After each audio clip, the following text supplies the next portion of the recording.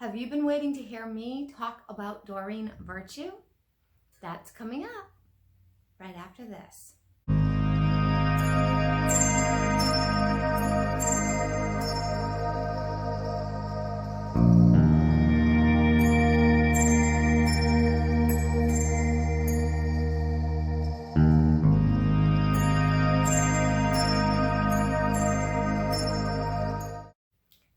Hi everybody, welcome to my channel. Welcome back if you're an old friend, and welcome if you're new. I'm Mel. I created Mel's Divination, and we get together on Wednesdays to talk about witchy, spiritual, tarot, astrology, energy, and all kinds of fun things like that. And on Fridays, I do Flip Through Fridays, which are flip throughs of some of my Oracle and Tarot decks for you to check out. Today, we are doing a much requested video of the Doreen Virtue controversy. Now, as I've mentioned in my community tab, and definitely check that out if you want to have say or you want to see updates about things that are coming. I do voting for upcoming videos. As I've mentioned before in the Doreen Virtue and other videos that I went up while I was planning this, there's a lot of information here. Today is part 1 of 2. If you are familiar with Doreen Virtue and her backstory and her history and kind of what has gone on with her, you may not want to follow this video. You're more than welcome to stick around, but I don't want to waste your time. Today is a Doreen Virtue history lesson prior to what went down with her. So this is for people who aren't familiar with Doreen Virtue. I was gonna put it in 2 videos, but it's a really long, there's a lot of information. When I compiled my notes, there's 2 full typed up pages, and when I have that much information, I usually talk for about 25 minutes. I wanted to make sure that people get their information the way that they want, in chunks, okay? All right, if you enjoy this video, my channel, my content, please support the channel by liking, subscribing, sharing, even just commenting. Something as simple as that really helps me show up in the algorithms, and I really appreciate it. Without further ado, here we go. And for those of you who do know me or don't know me, just a reminder, I do use notes to make sure that I stay on topic and to make sure that my thinking is organized. I don't memorize a script. I kind of have it here, and it's not really a script, it's more of a thought process, really. So today we are going to talk about the many layers of Doreen Virtue and her backstory, okay? And her story prior to becoming a New Age author, we're going to talk about that. We're going to talk about how she was the angel lady. We're going to talk about kind of how she was raised, and then we're going to talk about, in the next section, the part 2, will be the controversial topic about how she left the New Age movement, all right? She was really known as the Angel Woman, really well known. If you're new to the spiritual community, though, you may not know much about her, or if you're more on a witch-based practice, then you probably haven't really heard much about her, because she was very angel-based, okay? The little bit of information, so when I started doing this, when I first started, a little backstory about me very quickly, when I first trained on doing professional readings, I was trained by somebody who was trained by Doreen Virtue. That was where my original training came from. It was very much the thing, the fad at the time. I compiled some of my memories because, believe it or not, if you Google, and I encourage you to do so because I am not the one-stop shop of information, but believe it or not, Googling Doreen Virtue and trying to find information on her Christian conversion, so in early 2000s, mid 2000s, 2010s, it's actually kind of hard. It's like she somehow wiped herself out of existence before she converted to Christianity, which is rather interesting because she was everywhere. So I found that very strange. Luckily, I have a decent memory of some of this stuff that occurred, and I have a book that I used very much back in the day when I first learned. This book actually is pretty good. I don't know if it's even in print. I know it's not in print anymore, I should say. I don't know how hard it is to get, because sometimes things that are out of print are still easy to find. Like a lot of her oracle decks are still easy to find. I have no idea about this book. This is called Angel Therapy Handbook. It's actually really informative. It talks about how you can figure out if you're a clairvoyant, a claircognizant, a clairsentient. It talks about automatic writing. It talks about figuring out how to do mediumship things. It talks about a lot, and it's been a really long time since I've read this book. I did not go back and reread this for this video. I can do a book review on this if you guys would like me to. Comment down below and let me know if you want me to do a book review on this. I don't use it in my regular practice anymore because I'm past it now. I hope that makes sense. But I did use it as a reference as to her, because she does write an introduction chapter about how she became an angel therapy person, and this is a whole little chapter about her. And that's where I got a lot of my information from, because it was in print, it's by her, and it's reliable. It's not some nonsense from somebody else on the internet.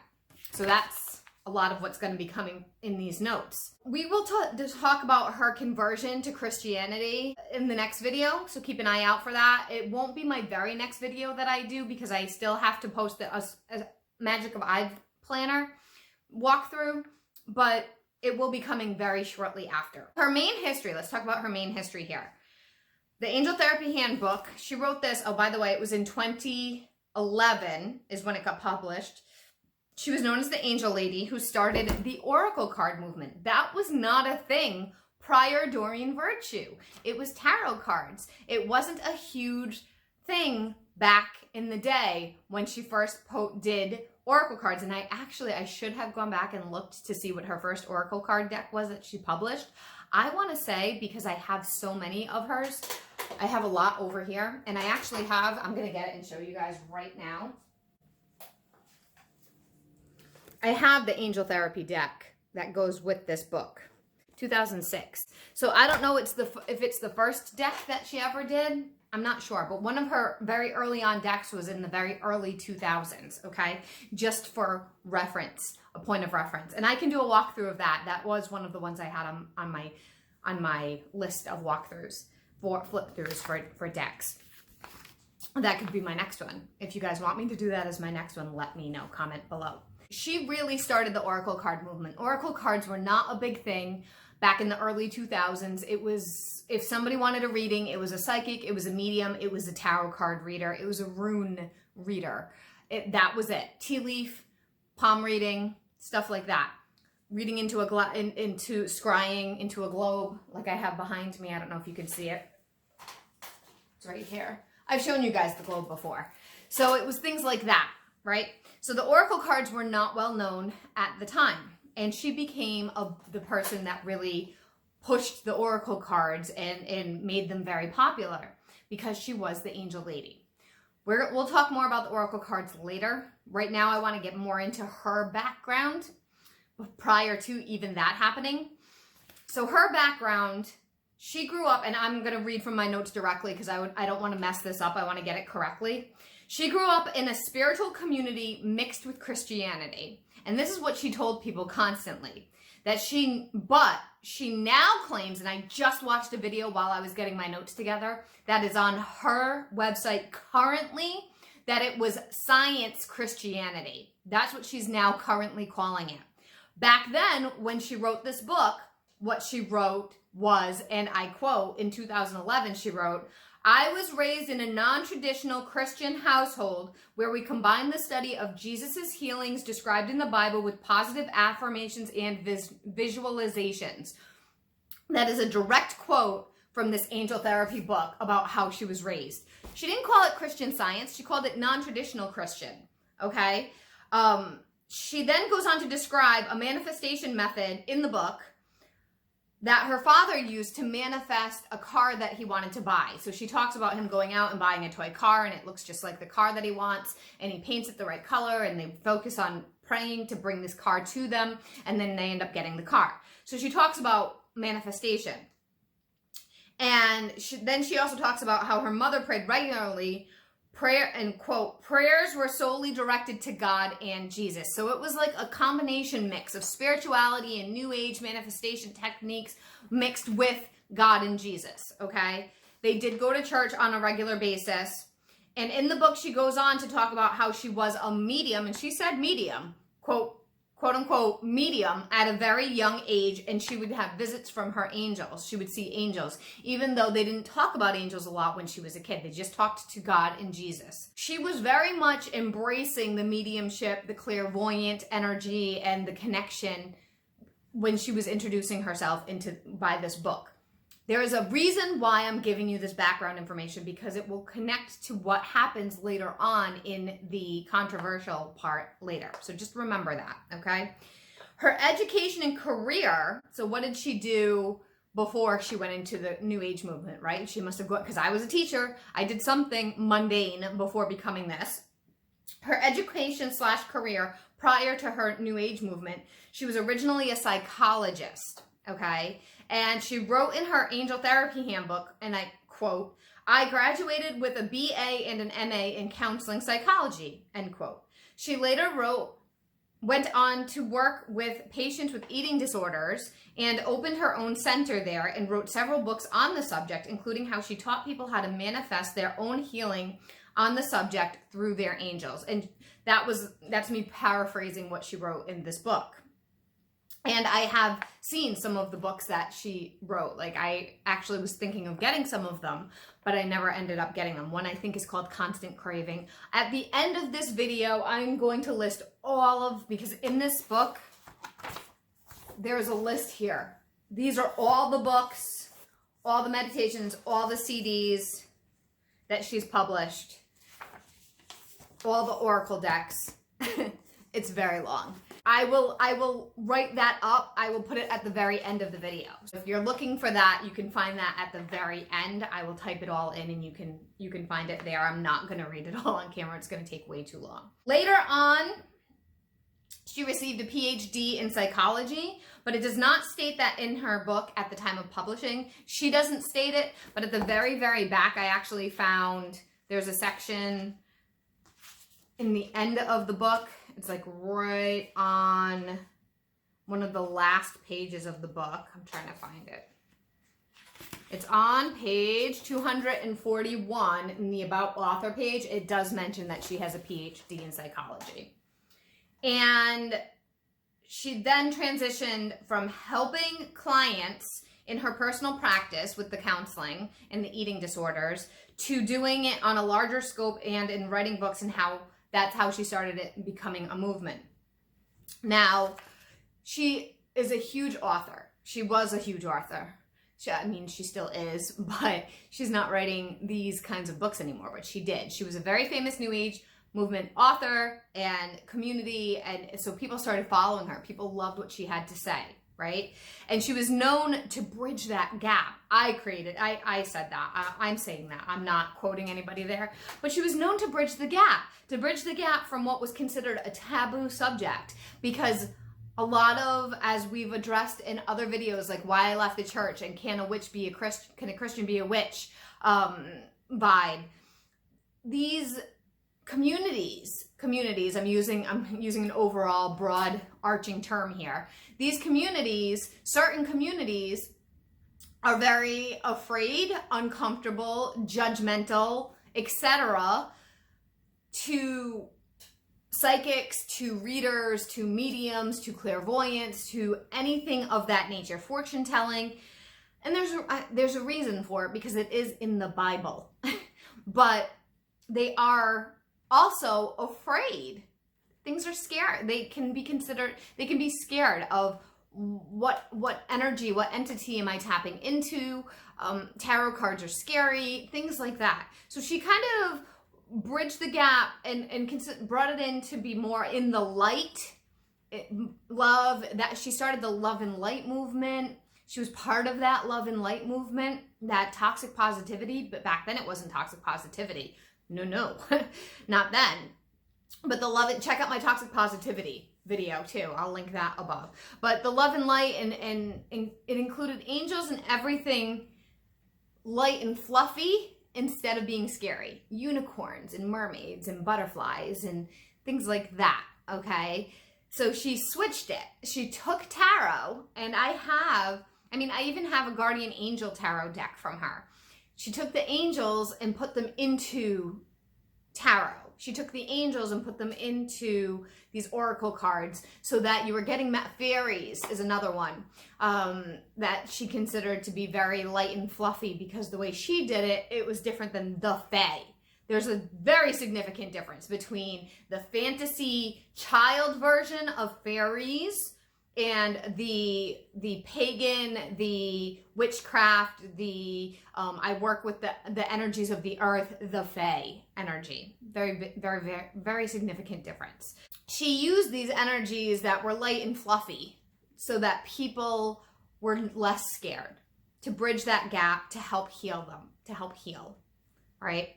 And now tarot had angels, and prediction and fortune telling and psychic readings were angel readings, so that it was acceptable in all circles that were originally not okay with it. Many individuals who were uncomfortable with tarot and things of that nature were okay with angel readings because it was protected, as Doreen would teach. And I personally know somebody who is really afraid and very uncomfortable with tarot, but is quite comfortable with doing oracle card readings with the angel cards. There's a difference, right? She taught a large amount of angel classes, certified people to become angel certified readers. I got certified, not through her, through a teacher that she taught to teach others, along with many other certifications, and this includes certifying people to become teachers of her way. I took this from her book, quote, "I was guided to start teaching other people how to conduct angel readings and therapy. My courses were originally called Certified Spiritual Counselor Workshops, and then later I changed the name to Angel Therapy Practitioner Workshops," end quote. She used to hold very large seminars and gatherings for people, and this would be a huge draw, and it would be extremely expensive to attend. It would be similar to like a Tony Robbins. I'm sure if you guys are familiar with Tony Robbins, it would be for like a week, and they do all sorts of courses and classes and interventions and interactions, and people would stay there for a long time, and they would have dinners, and they would have food, and they would have all these sessions and things. It would be quite expensive, because I remember one time I looked into it, and it was like thousands and thousands of dollars. I can't remember when I looked into it. It was in the like 2014, 2013-ish. I looked into it and was like, there's no way I can do that. So yeah, it was quite expensive. She claimed to be a lifelong clairvoyant, this was from her book, who worked with the angelic realm. She had been on Oprah, CNN, The View, and many other famous shows. She even dedicated, and I'll show you this is in the book, she even dedicated this book, literally, to God, Holy Spirit, Jesus, archangels, and the angels. And I know this is backwards, but you kind of get it. God, Holy Spirit, Jesus, archangels, and the angels. So she was very Jesus, God, but we are going to do tarot readings with the angels. All right. On top of all of that, she would have a weekly radio show through Hay House. Hay House is a big publisher. Hay House. I don't know if you can see that. So Hay House published her forever. Everything she did was Hay House. And Hay House was the company that published all of her oracle decks, all of her books, and they became very light and fluffy as far as publishing because they were the angel company. They also published, they were founded by somebody called Louise Hay, who's also very famous. And Dr. Wayne Dyer was involved. And so a lot of love and light and positive affirmations, which is perfectly fine. But anything that was considered dark, witchy, of the other realm, of the non-angel alternative, like regular tarot, anything like that was no, no, no, no, no, no, no. Hay House has more recently started doing regular tarot, has branched out to witchcraft, including witchcraft type of things. I noticed that they're actually selling witchcraft books now. Very minimal, but they are selling witchcraft books now. Just an FYI. She had a weekly radio show through Hay House. She had a massive fan base that followed her on YouTube. She had a YouTube channel that she would do weekly and sometimes monthly oracle angel card readings, predictions of the week, of what's coming up for the energies of the week. She would talk a little bit about astrology, but not a ton. She was a huge mentor, inspiration, guru, and teacher to so many people who were trying to walk that fine line between spirituality and God. So the last thing, yeah, we're at 22 minutes. That's what I expected. The last thing that I have to say about this, and then we're going to wrap it up. When she switched to becoming more into the New Age readings world, there's an entire story she tells in this book about how her spirits, and I'm completely paraphrasing, summarizing, because I vaguely skimmed it for memory for this video, about how her spirits were warning her that if she did a certain thing, she'd be in danger, and she ignored them. And her life was threatened, and she almost died. So it was like a very life awakening moment kind of thing. And this was her moment to realize, I really need to stop and listen to my angels. This is the story she tells people. She repeatedly would tell this story over and over at seminars, in videos, on books, in radio, etc., in interviews, and how important it was to listen to your angels and guides because they are there to protect you. That's very important for the future. And then one day, from what I could tell when it stopped, I can't remember the exact date, but from what I could find today, I believe it was 2017, she just stopped. And we're going to talk about that the next time. But she was this huge authority, huge inspiration on the angels, on guides, on connecting to the divine. She would talk about chakras. She would talk about crystals. She would talk about indigo children and crystal children. She would talk about meditation. She did a lot of meditations. She would talk about healthy eating, about being vegan. She would really promote being a vegan. There was a lot that she did about being clairvoyant, about being a medium, about talking to the angels, about it's okay to talk to your angels. Call on your angels whenever you need them. They can only help you if you talk to them. It was a huge, huge thing. And like I said, and she made millions and millions and millions of dollars. She owned a non-profit rescue ranch in Hawaii. She doesn't anymore, but she owned a non-profit rescue ranch in Hawaii, and she just kept rescuing animals and raised these animals, and then she ran out of space, and then she bought another one that had even more space. Yeah, she had a lot of money, and she would make donations and stuff as well, but she was thriving. She was thriving. So we're going to talk about the controversial part in part 2. Again, I am not the end-all authority on Doreen Virtue.